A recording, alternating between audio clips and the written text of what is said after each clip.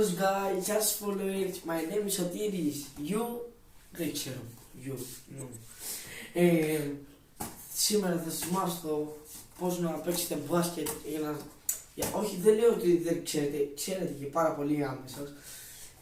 Δεν λέω κάτι κακό. Τέλος πάντων, θα σας μάθω πώς να παίξετε μπάσκετ.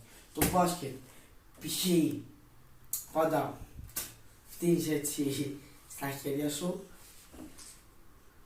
έτσι, και το μπάσκετ πάει για να κολλάει μπάλα μες στο χέρι. Κοίτα, κοίτα. Εντάξει, μάφαντε. Και αυτό, παιδιά, μην γελάς μάλλον. Πάει έτσι. Βλέπεις αυτό εδώ. Βλέπεις. Κάτσε να σας μάθω αυτό εδώ. Έτσι.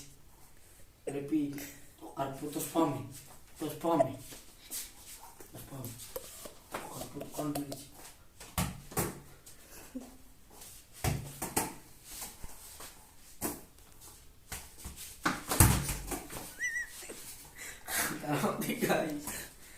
Guys, σήμερα πάμε πάλι από την αρχή, επειδή έκανα λίγο πέρδεμάκι από εδώ. Κάτσε, δεν πήρα και καλά την μπάλα μαλάκα. Για να το κάνεις αυτό θέλετε 3 κιλά φασόλια.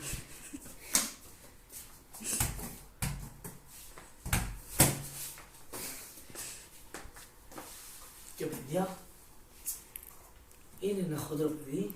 Άστο, άστο, δεν λέω. Κοίτα πόσα πολλά έχει τρέμει. Οπα, θα σου μάθει και πει.